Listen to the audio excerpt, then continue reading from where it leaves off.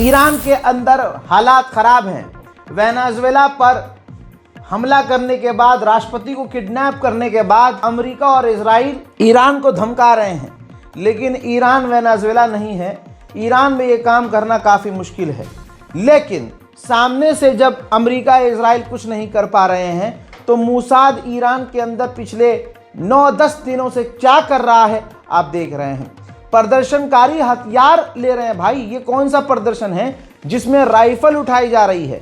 ये कौन से प्रदर्शनकारी हैं जो अपने ही देश के झंडे को जला रहे हैं? ये कौन से प्रदर्शनकारी हैं जो अपने सरकारी दफ्तरों में आग लगा रहे हैं? ये कौन से प्रदर्शनकारी हैं जो खामनाई की तस्वीर को जला रहे हैं और ईरान मुर्दाबाद के नारे लगा रहे हैं? ये बात क्लियर है कि ये sponsored by Israel and America है। ये सबको क्लियर है, ऐसा नहीं है कि किसी को क्लियर नहीं है, क्लियर सबको है। बस जो ईरान का विरोधी है वो मुंह बंद करके चुपचाप बैठा है, बस मुस्कुरा रहा है कि आज हो रहा है, अच्छा हो रहा है। लेकिन सबका नंबर आएगा। आपने वेनेजुएला की हालत देख ली है। जब एक देश का राष्ट्रपति सेफ नहीं है, उसे सोते हुए गिरफ्तार किया गया, कमरे से घसीट के लेके आई है अमेरिका की फौज, बाहर निकाला है, और उसके ही देश से, उसके ही घर से अमेरिका की फौज उसे उठा कर ले गई। और जो देश चुप रहे हैं, कल उनका भी नंबर आएगा। आपको क्या लग रहा है? ये बहुत नॉर्मल था? बिल्कुल नॉर्मल नहीं था। खैर, अब जब ईरान के अंदर ये सारे बवाल हो रहे हैं, तो ईरान के सुप्रीम लीडर का पहला बयान आया है। उन्होंने कहा कि प्रदर्शन जस्टिफाइड है, प्रदर्शन आप करो, आपका हक है, लेकिन जो आप दंगा फसाद कर रहे हो, आगजनी कर रहे हो, ये दंगे का हिस्सा नहीं होना चाहिए। अरे अब कोई अगर गणचट्टा कहे कि नहीं नहीं ईरान तो ये, ईरान तो वो, अरे तुम्हारा बाप भी तो यही कहता है प्रदर्शन में, किसान आंदोलन हो या कोई भी आंदोलन हो, तुम्हारा बाप मोदी है, यही कहता था ना कि भाई प्रदर्शन सही है लेकिन ये हिंसा नहीं होनी चाहिए। दिल्ली में हुआ प्रदर्शन, जहाँ जहाँ प्रदर्शन हुआ, बॉर्डर पर हुआ किसान आंदोलन, है ना। तो मुझे ये बताओ, जब तुम्हारे अब्बा ने कहा तो सही था, अब ईरान के राष्ट्रपति ने कह दिया तो ततैया लग गए होंगे पीछे चूतड़ों में। ये दोस्तों दोगले लोग हैं, और दोगले लोगों का इलाज जो है, जिनके मुंह में देखिए, जहाँ बवासीर होनी चाहिए वहाँ का इलाज है, लेकिन अगर मुंह में बवासीर हो किसी के तो उसका इलाज नहीं है। तो अंधभक्तों के मुंह में बवासीर है, वो कुछ भी हो वो बोलेंगे ही बोलेंगे, पापा, बस दिन रात वो अब्बा अब्बा करेंगे और कुछ नहीं बोलेंगे। तो इनकी बात करना तो ऐसा है, किसी साफ सुथरी जगह पर बढ़िया एकदम बेहतरीन खूबसूरत सा कमरा हो और उस कमरे के बीच में टट्टी पड़ी हो, ये हो जाता है माफ, इसलिए इनकी बात नहीं करेंगे। तो दोस्तों, ईरान के सुप्रीम लीडर ने साफ कह दिया है कि आगजनी और ये दंगा इसका हिस्सा, प्रदर्शन का हिस्सा नहीं होना चाहिए, और जो दंगा करने वाले हैं इनको इनकी सही जगह पहुंचाना चाहिए। من یه جمله کوتاهی هم درباره این اجتماعاتی که هفته گذشته شد دو سه جمله عرض بکنم. اولا قشر بازار و بازاری جزو وفادارترین قشرهای کشور به نظام اسلامی و به انقلاب اسلامی است. ما بازار رو خوب میشناسیم. به اسم بازار و بازاری نمیتوان با جمهوری اسلامی و با نظام اسلامی مقابله کرد। ईरान के सुप्रीम लीडर ने आगे अमेरिका को भी आड़े हाथ लिया, कहा कि धोखे से हमला किया। जब हम अमेरिका से ईमानदारी से टेबल पर बैठ के बात कर रहे थे, तो अमेरिका बैक स्टेज चुपके से हम पर हमला करने की तैयारी कर रहा था, और उसने हमें बातों में उलझा के रखा, हमसे झूठे वादे किए और फिर हम पर हमला कर दिया। लेकिन अब ईरान किसी भी जाल में नहीं फंसेगा। شنیدم این کسانی که این ماهواره ها رو این هفته گذشته به فضا پرتاب کردن، این جوان هایی که 3 تا ماهواره رو در یک روز به فضا پرتاب کردن، و در فضا مستقر شد نقل کردن برای من اینجور که متوسط سنی اینها 26 ساله. اینا ثروت‌های عظیمی است، ثروت نیروی انسانی ثروت کوچکی نیست. اون وقت اون یاوه‌گوی آمریکایی می نشینه راجع به ملت ایران حرف میزنه، یه مقداری بدگویی میکنه، یه مقداری وعده میده، وعده دروغ، फरीब। और उसके बाद सुप्रीम लीडर ने वही लाइन बोली जिस लाइन का आपको इंतज़ार है। सुप्रीम लीडर ऑफ ईरान ने कहा, खामनाई ने कहा कि हम दुश्मन के आगे नहीं झुकेंगे, किसी भी हालत में नहीं झुकेंगे। 12 डेज वॉर में दुश्मन ने ही सीज फायर के लिए चीखें मारी थी, न हम झुके थे न झुकेंगे। उधर अमेरिका इजराइल ने ईरान के प्रदर्शनकारियों को फंडिंग बढ़ा दी है, खास करके सुप्रीम लीडर की सरकार से फटती है इनकी, तो खामनाई की सरकार गिराने के लिए अच्छा खासा पैसा अमेरिका और इजराइल खर्चा कर रहे हैं और खुले में ये सब कुछ ओपनली करवाया जा रहा है। और आपको ये बात बताना सही रहेगा कि ये ईरान पर हमला ही तो है, क्योंकि जो प्रदर्शन हो रहे हैं वो सारा का सारा अमेरिका और इजराइल के द्वारा स्पॉन्सर्ड है। हजरात, आपको बताना चाहूँगा कि ईरान में अभी भी वेनेजुएला के कांड के बाद ईरान के सुप्रीम लीडर के खिलाफ नारेबाजी सड़कों पर हो रही है।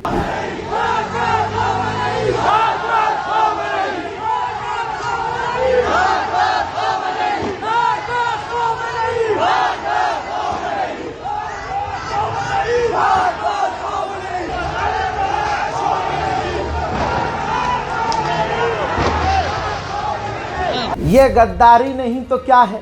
चलिए छोड़िए, सुप्रीम लीडर के खिलाफ है, ठीक है, लेकिन रज़ा पहलवी जो अमरीकी और इजरायली मानसिकता का है उसके समर्थन में ईरान के लोग सड़कों पर हैं।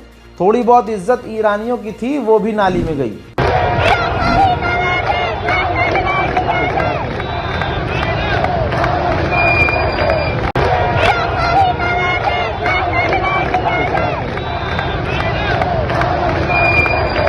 अब इसके बाद क्या हमारे यहाँ मोदी जी की पुलिस होती?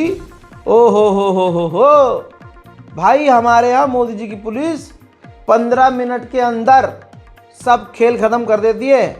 धाड़ धाड़ गिरफ्तारी, धाए धाए गोलीबारी, चलो रबर बुलेट फायर हो। रबर बुलेट से याद आया, अब ईरान की पुलिस पूरे 10 दिन बाद अब रबर बुलेट फायर कर रही है।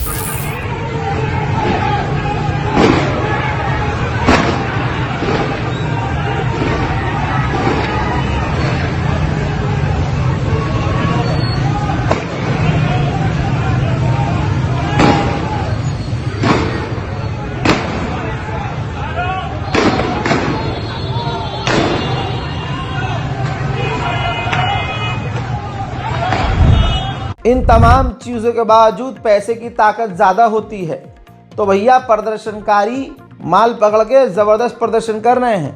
पूरे ईरान में इस वक्त प्रदर्शन तेज़ हो गए हैं।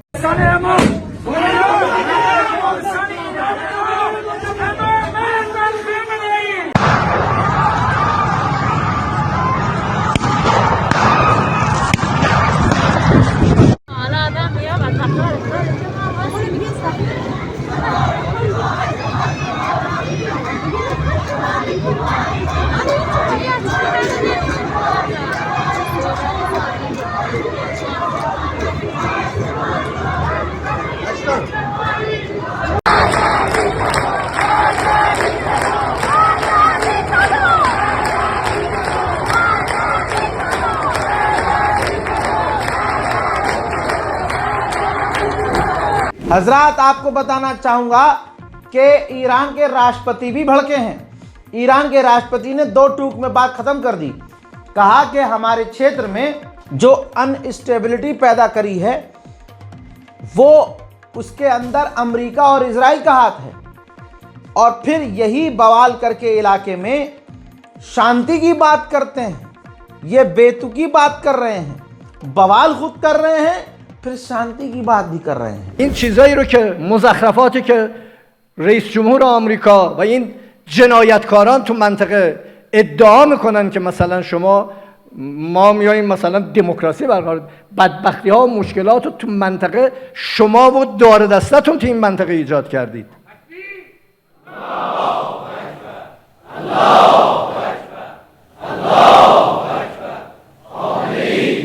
و کمال بیشرمی بمب‌ها رو روی زن و بچه و مردم خالی میکنن، نسل کشی دارن میکشن، دم از این میزنن که نباید به کسی. प्रदर्शनकारियों से झड़प के दौरान IRGC के एक और ऑफिशियल की मौत हो गई है। लीजिए, ईरान ने सबूत भी रख दिया। ये देखिए, ऐसे मूसाद के लिए जो लोग ईरान के काम कर रहे थे, कई लोगों को ईरान ने गिरफ्तार किया है। कैमरे के सामने कबूला है उन लोगों ने कि हाँ, इजराइल के कहने पर, इजराइल की फंडिंग से, पैसों के लिए हम ईरान के अंदर ये प्रदर्शन कैंपेन रन करवा रहे हैं। हजरात, डोनाल्ड ट्रंप शुरू से ही लालची रहा है, तेल के पीछे रहा है, और खासकर जब से ये ट्रंप है पॉलिटिकल लाइन में, तब से ये ईरान पर हमला करना चाहता है। इसका एक पुराना वीडियो वायरल हुआ है 1980 में, यानी लगभग जब ईरान में क्रांति आई तो उसके ठीक 1 साल बाद डोनाल्ड ट्रंप का ये उसकी जवानी का वीडियो है, उसका इंटरव्यू सामने आया जिसमें कह रहा है कि हमने बहुत बड़ी गलती की। हमें ईरान में क्रांति जो आई है, इस दौरान हमें ईरान पर हमला करना चाहिए था, ईरान पर कब्जा करना चाहिए था, क्योंकि ईरान के पास तेल का भंडार है और अगर मैं राष्ट्रपति होता, मैं लीडर होता तो मैं हमला कर देता। तो दोस्तों, आज भी आप ट्रंप को देखेंगे तो ईरान पर हमला करने का वो कोई चांस नहीं होता है। सारा खेल तेल का है। Obviously, you're advocating that we should have gone in there with troops, etc., and brought our boys out. I absolutely feel that, yes. I don't think there's any question, and there's no question in my mind. I think right now would be an oil-rich nation, and I believe that we should have done it, and I'm very disappointed that we didn't do it, and I don't think anybody would have held us in abeyance. I don't think anybody would have been angry with us, and we had every right to do it at the time. I think we've lost the opportunity. Iran पे तो हमला बात की बात भाई। Iran का एक hacker group हंडाला, इसने ऐसा कांड कर डाला कि इजरायलियों को रास्ता हाथ नहीं आ रहा। आईफोन कौन हैक कर सकता है भाई? एक बार फिर से ये औरत है, इजराइल की महिला ऑफिशियल है। भाई, व्हाट्सएप पर आप कितनी गंदी गंदी बातें करते हैं वो तो आप जाने और अल्लाह जाने और आपकी गर्लफ्रेंड जाने। दोस्तों, इस औरत का, इजरायली मिनिस्टर का व्हाट्सएप हैक कर लिया, फोन हैक कर लिया ईरानियन हंडाला हैकर्स ग्रुप ने, और जारी कर दी तस्वीर, चैट लीक कर दी। ये वो चैट देखिए भाई, देखिए स्टैंप लगा हुआ है हंडाला का। हंडाला ने सबूत दिया है कि हमने इस औरत की तमाम चैट और फोटोज, जो प्राइवेट फोटोज थी, जो मतलब कोई ऑफिशियल है, गुप्त रखता है अपने साथियों को, तो उनकी तमाम तस्वीरें जारी कर दी गई हैं। और इसके अलावा इससे पहले भी इजराइल के कई सारे ऑफिशियल्स, यहाँ तक कि इजराइल के जो टॉप लीडर हैं, उनके भी फ़ोन को इसी ईरानियन हैकर ग्रुप ने हैक कर लिया और डेटा को लीक कर दिया। और तो और यही ईरानियन हंडाला हैकर जो ग्रुप है, ये देख सकते हैं आप भाई, हंडाला ग्रुप ने जो इंटेलिजेंस से जुड़े हुए इजराइल के ऑफिशियल हैं, उनकी तस्वीर जारी करी और उन पर इनाम रख दिया है। अब आप सोचिए कि एक ईरानियन ग्रुप कितना भारी पड़ रहा है इजराइल पर। इसी हंडाला ग्रुप ने वीडियो भी जारी कर दी है, ये 12 डेज वॉर की है, और इन तस्वीरों को जो छुपाया गया था, हंडाला ग्रुप ने लीक कर दी है, दिखा दिया दुनिया को कि ईरान की मिसाइलों ने इजराइल का हाल क्या किया था। उधर बड़ा खुलासा हो रहा है, बड़ी डेवलपमेंट। ईरान को आखिरकार MI-28 अटैक हेलीकॉप्टर रूस ने डिलीवर कर दिए हैं, भेज दिए हैं, सौंप दिए हैं दोस्तों। उधर इजराइल ने रोज की तरह लेबनान पर फिर से बड़े हमले किए हैं। लेबनान के अंदर लगातार इजराइल के ड्रोन उड़ते हुए नजर आ रहे हैं। द जेरूशलम पोस्ट ने खुद छाप दिया है कि रजब तैयब एर्दोगान कोई मीडिएटर नहीं है, वो इजराइल का एक कट्टर और बड़ा दुश्मन है। उधर गाजा पर इजराइल की बमबारी अभी भी जारी है। दोस्तों, हेलीकॉप्टर से गाजा में बम गिरा रहा है इजराइल।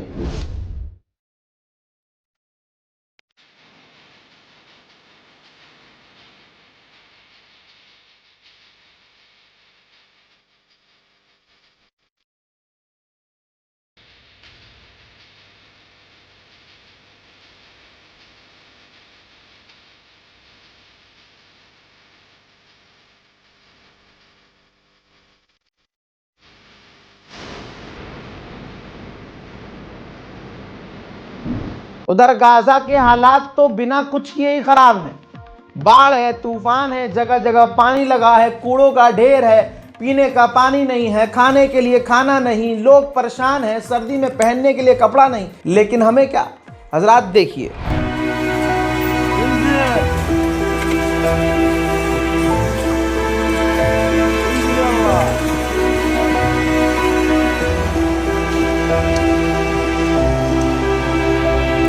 हजरात मोहतरम, गाजा और फिलिस्तीन की मदद करने के लिए इस अकाउंट डिटेल का इस्तेमाल कीजिएगा, बैंक ट्रांसफर ही करिएगा, ज़्यादा बेहतर है, ताकि हम गाजा और फिलिस्तीन की कुछ मदद कर सकें। स्कैनर के नीचे बैंक की तमाम जानकारी मौजूद है। दोस्तों, गाजा के हालात सुधरने के बजाय बिगड़ रहे हैं और दुनिया चुपचाप बैठी है। वहीं इजराइल की बोट सीधा हमला कर रही है गाजा के लोगों के ऊपर। तस्वीर देखिए दोस्तों, यानी जो ये हम सोच रहे हैं कि भैया हमला कम हो गया है, हमला नहीं कर रहा है, अब गाजा में शांति है, ऐसा बिल्कुल नहीं है। ये देखिए, गाजा में बिल्डिंग्स को अभी भी बम लगाकर उड़ा रहा है इजराइल, और ये काम उसका रोज का है। जैसे अमेरिका को तेल और गैस की भूख है, ऐसे ही गाजा के अंदर इजराइल को जमीन की भूख है। इजराइल गोलीबारी कर रहा है, बमबारी कर रहा है। नॉर्थन गाजा में ओपन फायरिंग के अंदर जो इजराइल ने की, एक महिला की मौत हो गई है। 11 साल की एक बच्ची, 11 साल उम्र क्या है, इजराइल ने फायरिंग करके गाजा में 11 साल की बच्ची जिसका नाम फातिमा था, कत्ल कर दिया। दोस्तों, एंजेलिना जॉली दौरे पर गई थी बॉर्डर तक। उन्होंने इसके बाद वीडियो जारी किया और बताया कि गाजा फिलिस्तीनियों के लिए मास ग्रेव बन चुका है, दुनिया का सबसे बड़ा कब्रिस्तान उनके लिए बन चुका है। जो उनकी मदद कर रहे थे और जो वहां रह रहे थे, दुनिया मदद नहीं कर रही है। मैं मांग करती हूं कि दुनिया और इंटरनेशनल ह्यूमन राइट ग्रुप वहां मदद पहुंचाए। And I really thought that's what it was. I even thought that's what the United Nations was. And I thought, okay, there's some lines in the sand. There's some understanding. We're going to grow and fight for improvements in these areas. And to watch and understand more and more how it's just simply, that's not what it is. That's not the world. The world is not, these are human rights. It is, these are human rights sometimes for these people, maybe sometimes for these people, never for these people. Yeah. It's food aid, 6% for these people, 50% for these people. अब आइए West Bank ले चलूं तो ये तस्वीर West Bank की है। West Bank में फिलिस्तीनियों के पेड़, ऑलिव ट्रीज को इजरायली सेटलरों ने आकर उखाड़ दिया है। उसी वेस्ट बैंक से इजराइल की फौज का भी जुल्म जारी है और कई सारे फिलिस्तीनियों को वेस्ट बैंक से गिरफ्तार किया गया है। चेक रिपब्लिक में इजराइल का ये सैनिक पहुंचा है तो हिंद रजब फाउंडेशन ने चेक रिपब्लिक से शिकायत की है कि एक इजरायली फौजी जिसने नरसंहार किया है वो आपके मुल्क में आया है, उसे गिरफ्तार करें। रजब तैयब एर्दोगान ही बोले हैं, भाई अरब तो चुप हो गया है लेकिन तुर्की कम से कम बोल रहा है। तुर्की के राष्ट्रपति रजब तैयब एर्दोगान ने कहा कि सीज फायर होने के बावजूद अभी भी गाजा के अंदर इजराइल मदद नहीं जाने दे रहा है, वो रोज लोगों को मार रहा है, रोज हमला कर रहा है। Bizim de çabalarımızla sağlanan ateşkese rağmen İsrail hükümeti insani yardım girişlerini engellemeye, sivilleri katletmeye, Orta Doğu'dan Afrika'ya uzanan geniş bir alanda istikrarsızlık üretmeye devam ediyor. हजारों पाबंदी और गिरफ्तारियों के बावजूद स्वीडन में इजराइल के खिलाफ प्रदर्शन जारी है। No more hiding, no more fear. The genocide is crystal clear. When I say sanctions, you say now sanctions, sanctions, sanctions. When I say justice, you say now justice, justice, justice.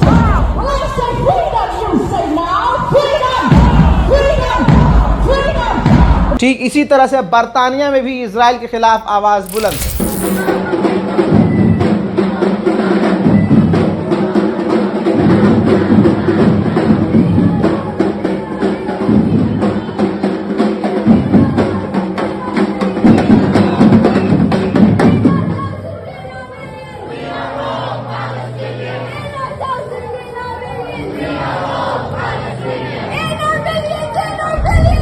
आप सोचिए, Israel की हेकड़ी भी निकल रही है, हवा भी tight है।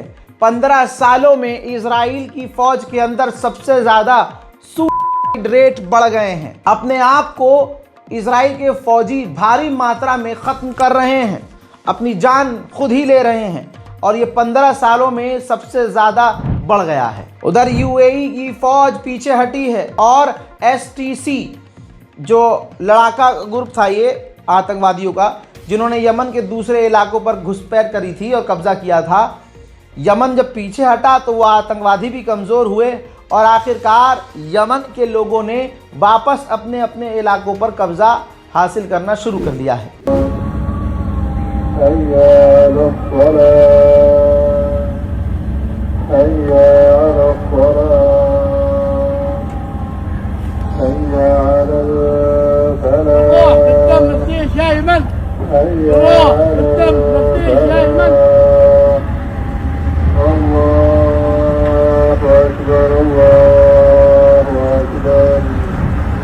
इसके बाद हिजड़े का बच्चा ये यूएई ये कह रहा है कि एसटीसी और यानी ये लड़ाकू हैं वो और यमन जो है बातचीत करके मामला हल करें।